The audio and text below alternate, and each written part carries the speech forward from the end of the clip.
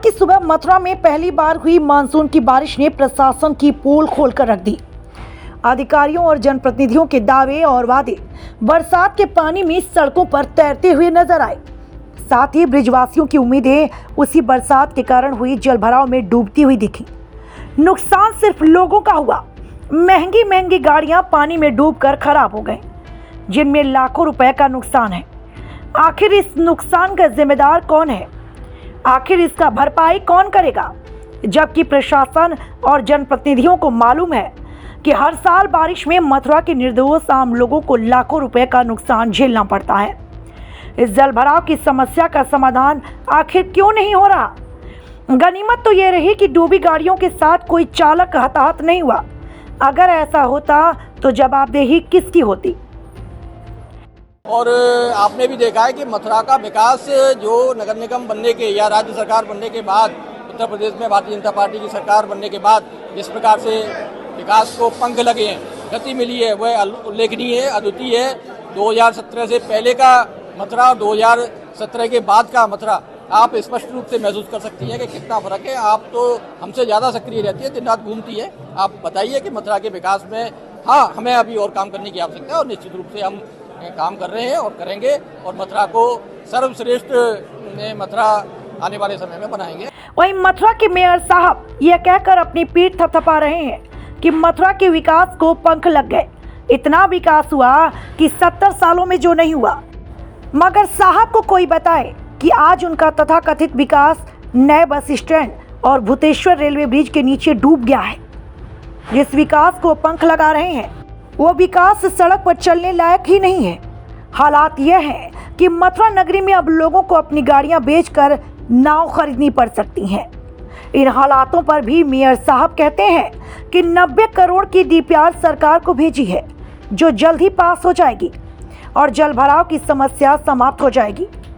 मगर साहब मानसून आ गया, क्या ये साल भी ब्रिजवासियों को उम्मीदों को जल भराव में डुबा कर निकलेगा? जल भराव की समस्या के समाधान के लिए 90 करोड़ का एक डीपीआर उत्तर प्रदेश शासन को गया हुआ है। लगभग वो पास होने की स्थिति में, डीपीआर सैंक्शन होने के बाद, धनराशि आने के बाद हमेशा के लिए स्थायी समाधान उस जल भराव की समस्या का हो जाएगा। शहर की हालत ऐसी थी कि खुद नगर निगम आयुक्त शशांक चौधरी और अपर नगर आयुक्त अनिल कुमार सड़कों पर उतरे और स्थिति गंभीर देख पानी निकालने के लिए नगर निगम की टीम को बुलाया। इतना ही नहीं, अंडरपास में फंसी हुई वाहनों को निकालने के लिए जेसीबी और अन्य संसाधनों को एकत्रित कर रोडवेज बस और गाड़ियों को बाहर निकाला गया। नगर निगम आयुक्त शशांक चौधरी ने भरोसा दिया कि जल्द ही यातायात सुचारू कर दिया जाएगा। बताइए। आज प्रातःकालीन मथुरा में बेमौसम तीव्र बरसात हुई है, जिसके तहत शहर में कुछ जगहों पर जहाँ पे जो लेवल है वो बहुत नीचे है, जैसे नए बस स्टैंड अंडरपास और भूतेश्वर अंडरपास पे वहाँ पे पानी इकट्ठा हो गया था, जिसके तहत सुबह मॉर्निंग से ही नगर निगम की सभी टीमों को डिप्लॉय कर दिया गया, जिसमें जलकल की टीम, सफाई की टीम, जेसीबी सबको मौके पे भेज दिया गया था। मेरे द्वारा स्वयं भी मौके पर पहुंच करके जल भराव जो दोनों पॉइंट्स पे हुआ था उसको ख़त्म कराने के लिए कार्य कराया गया।